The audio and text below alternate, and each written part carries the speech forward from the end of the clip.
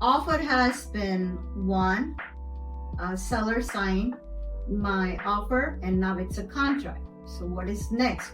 We are on series and we talked about the very first thing you will be doing it is to send your earnest money and the option money to the title company. Also, you will start at the same time processing of the loan. So now the third thing comes is the paper, the document comes to the title company and title company will call you. So here is what I thought. Why don't I come to the title company and talk to the escrow officer who is the subject matter expert. Her name is Charlene Hanook. She's at Capital Title in Houston. Charlene, you get the contract, so what do? What do buyer have to do? Can you please explain? Well, the first thing I do is say thank you for the contract. Then we send it to our plant. We open the order with the plant. We order a tax certificate. We order HOA, and we help the buyer bring the earnest money and option fee money to the title company. We have this special program, it's called Closing Lock, so the buyer can upload their money into that closing lock. It's secure, so no one can steal their money from them. So we have this special secure system for the earnest money and option fee money. Oh, that's great. We hear a lot about buyer fraud and things like that. So I think this is what everybody needs to implement so that way no money is lost. Absolutely. All right. Yeah. So then what is next? Well, then we look and see, did the examiner examine the file? We have special examiners that check everything. They look for liens, they check the seller's names, they, just make sure that we have a clear title and that we can insure it. We are an insurance company. Oh, okay. So my goal is to make sure that when we insure the transaction that it's clear from any debts or liens. And that the people that are on the contract to sell the property are who they say they are. So we have to make sure that our seller actually owns the property and they have a right to sell it. So two things. What I understood is you're going to make sure the subject property belongs to the person who is on the contract as a seller, number one. Yes. And number two, you make sure that there are no other general, it's called mechanic lien or anything like that, Yes. which the new buyer will have to pay. It gets cured before everybody comes to the table to sign the papers. Yes. Okay, that's a great thing to know. Yeah. So what is the title insurance? I think that you answered that title insurance is that you make sure that there are no other lien and the seller is the one, and now you are insuring the property. Yeah. So should the problem come in future for buyer in the mail or somebody knocks on the door, this is my house, then you have to call the title company who gave you the insurance, right? Yes. Then you file a claim Okay. with the underwriter. So on your title, you're going to get a title insurance policy sent to you after everything's recorded and everything's done. So there's a 1-800 number on that policy, and you would file a claim if a situation came up. So you're saying not to call you? Right, because Okay. we are the storefront, actually, the Okay. title company, and we have an underwriter. Okay. That First National is our underwriter. So there is a 1-800 number, and I guess if there is any problem which comes on the property, somebody claims something that you owe me money, or what about the boundary line? Well, that's a totally different issue. Okay. The Schedule B has to do with your survey. So when we get a survey, let's say the seller's going to give you the survey, the buyer the survey. I have a survey review team that reviews it and looks at it and sees if they will approve it or not, if we will approve it or not. So is it better that I guess I hear and I like to propose to my buyers, let's not take the old survey from the seller because it has their name.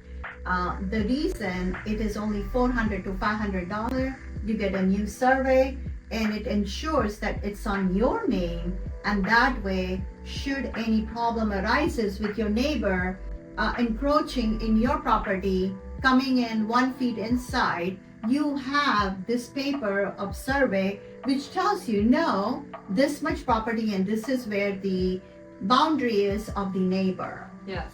And I had an exact situation of what you're talking about. The utility companies, they had to do some work, and when they put the driveway back, they put the driveway on the neighbor's property. So you're so correct with the boundary issue. Even though that survey, the seller will say there's no changes, I don't know of any changes, but they might forget that, oh yeah, that's right, the utility company had to come out here and work on the driveway, and then they poured the concrete on the neighbor's property. So I had that situation. Oh, that's a huge issue. I think what Charlene is talking about is the easement.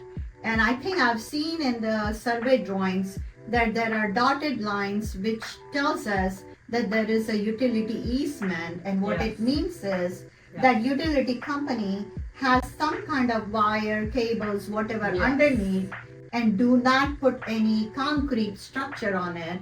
So landscaping, little bit is okay, Right. but do not put a gazebo with a concrete pad, Pour any concrete. or do not pour. Okay, Yes, okay. Yes. So, and absolutely. I think you all make them understand that, right? When they Yes. come to the closing? Yes, I explained to them that the utility easement's in the front of the property.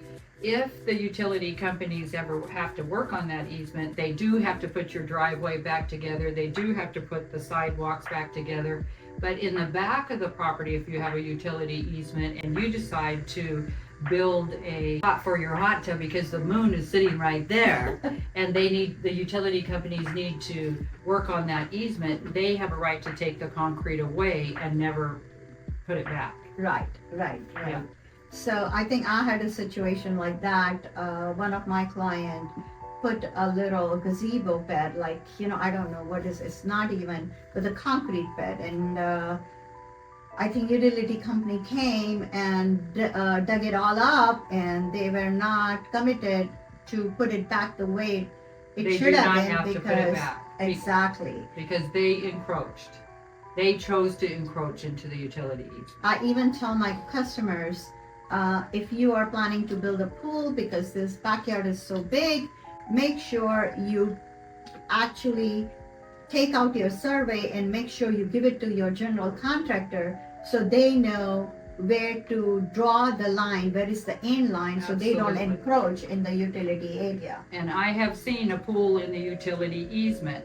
So let's just say the pool company makes a mistake and goes into that utility easement. They have to go to the utility companies and get a right to encroach, which is like $1,500 to $3,000. Oh, wow. And the utility company might say, I'm sorry, but we're not going to give you permission to encroach. I know of a house right now that the guy built the house himself, and he built it on top of the utility easement. So he can't sell the house.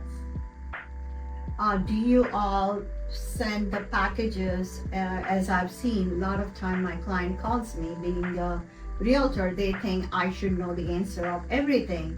And I know title company usually sends a package to them. What does that packet consist of? We send the title commitment out for review. We want them to review it. Schedule A has who's in title, and it shows them as going to be, moving in with if they have a lender, then it shows their name on the Schedule A that they're going to have a mortgage, we're going to insure. So their name's going to be on Schedule A. Sure. Schedule B has to do with the survey, has to do with all of the easements on the property, the deed restrictions that are recorded of public record. Schedule B we take exception to. So we take exception to all of the easements on the property. The only type of insurance that you can get for the survey is for the boundaries. So Okay. you can purchase some survey coverage that pertains to Schedule B, but the only thing that it covers is that the boundaries are correct. It doesn't give you any coverage for encroachments or easements or anything, or deed restrictions. So can they buy extra warranty? Only there's no coverage for Schedule B other than the boundary for the surveys. Okay. That's Okay. it. Okay. Yeah. And I think there are more schedules, right? Yes, Schedule C. Schedule C has everything we have to cure. Mm-hmm. So let's say the seller has a mortgage on the property. Let's say there's a divorce decree that's been filed a public record. We Wow. have to review the divorce decree. We have to comply with the courts. So if the ex-wife gets $25,000 in the divorce, then we have to write her a check Okay. because they might be already divorced. But that's, part of the divorce. The house has to be So sold. it was contingent upon the sale of the property, and out of the net proceeds, A gets this and B gets yes, that. Okay, and that absolutely. would be on the Schedule C. On Schedule C. Oh, okay, Yes. interesting. I never Yeah. knew that. Yes. Mhm. So there's all kinds of stuff that pops up on Schedule C. Sometimes I don't like what I see, and I'm like, oh my. So we have to resolve it, and so that's what we do. Closers work on resolving these issues all day long. Okay. So in order to get Okay. it, our goal is to get you to the table Mhm. and help you with the transaction and get it closed. So we're going to do everything we can to try to help resolve any issues. I have had a really bad story once, and I think it was years ago, where I was the listing agent. I listed the property. We found the buyer in the tough market at that time, and come to know when the title company did all the title work, came to know that the husband owed so much money, more than what the net proceed was going to be, and the whole transaction fell through. Right. And I think it was so sad for the buyers, because by then they have emotional ties. Right. But the seller never ever told that there was so much of lien on his home by other companies, and it was going to be more than what the purchase value was. And he did not have the extra money. So be careful. Sometime, you go through that, but the best way to find out is to talk to the title company way ahead. If you suspect that there is a problem with the husband and wife, to make sure the house is worth what their divorce decree payment is going to be. Yes, and that's the reason to educate yourself and read Schedule C. So Schedule C is like your most important part of the title commitment to read, and a lot of people don't read it. So, if you get your title commitment and you're reading Schedule C and you see a whole list of liens, that's Different good people, reason to then be that is a concerned. problem. Yeah. Well, it can be cured in the sense that if there is enough money coming through the sale, title company will disperse everybody who is owed money. Right. They will clean it, and actually people can go to the closing, and I think title company will be able to make that happen. Okay, so that's not the end of the tunnel. Yeah. But definitely you need to make some inquiry with your buyers, your agent, and say, hey, this is what I got from the title company, and I want to make sure that there is enough money in this deal so that seller is going to be able to cure, Absolutely. settle all these, liens or whatever it is on his property. Absolutely. Okay, so what is there any more Well, schedules? there's a Schedule D. Well, I don't know if it's really considered a Schedule D, but there is a D, and at the bottom of the D, it will show you what the cost is of the owner's policy, and if there's a mortgagee policy, if there's a lender with endorsements, the cost is there. Oh, okay, Yeah. okay. And I think that is the biggest portion, which customarily seller pays for it or the builder pays for it. Owner's title policy, that's a pretty big chunk, isn't Yes, it? it is. Yes, Okay, it is. okay. Yeah. So, but the insurance is given with the title policy to the buyer. Yes. Okay, Yes. okay. Yes, and so that policy will ensure that all debts and liens are paid and that they'll be able to sell the property with clear title. All right. Actually, Charlene explained very well all the schedules of the title, the package you will be sent, so A, B, C, and D. But my question is, why do we have to pay so much for the title insurance? Well, that's all regulated by the state. So every title company charges the same cost. Oh, okay. So there are different states that have different costs. Okay. So right now, Texas is governed, our insurance is governed by the state of Texas and the cost. I also see that cost pretty high when people even refinance. Yes, but there is an R8 credit when you refinance. So let's just say I'm closing a deal right now that the buyer bought it in 23, Just a year ago? 2023. Okay. So they got a $900 credit on the policy. So there is a credit if you refinance within 8 years. 8 years. 8 Okay. years, yeah. So Every it year is it goes down. prorated. Yes, every year it goes down a little bit, but Mhm. you can get a credit if you refinance. So I think I get a pretty clear understanding, Charlene, because you have explained it so well. But I feel for the general public, this is a lot. Yeah. People are buying properties maybe 3 or 4 times in their lifetime. What do you do? So that way there is a clear understanding to all the buyers, the sellers, whoever wants to know everything about the whole package. Do you have any service where you can give them one-on-one? Absolutely. A buyer or a seller can call me at any time. There are certain buyers that do call me quite often and sellers that call me quite often. Oh, good. So any question that they have, if I can't answer it, then I'll give them to our attorneys. Okay. Oh, so you all also involve the attorney in this title work? If I have to, yes. Okay. Yeah. Okay. Mm-hmm. Well, after all this is done, what is next? Well, the closing table. Ah, So the title commitment is sent to the lender and is sent to the attorneys to prepare the warranty deed. okay. So that's when we start preparing the documents. Okay. So in order to close, we have to gather all the information we need. So just not the title commitment. We need the survey, of course. We need the tax certificate that shows what the taxes are on the property. Yeah. And also we need the homeowners association information. And that homeowners association information can become quite complicated. Oh, okay. So they have a lot of power. So we have to order all the documents through their portal. In order to close, we have to make sure that the homeowners association dues are paid and what their cost is to transfer the title into the buyer's name. Who pays that cost? Well, that's negotiable on that HOA addendum. Oh, okay. So there's 2 little spots on the HOA addendum, and it's either the buyer or the seller that will pay that upfront fee. Yeah, I do remember marking that, and I say buyer will pay up to this much and the seller will pick up the rest.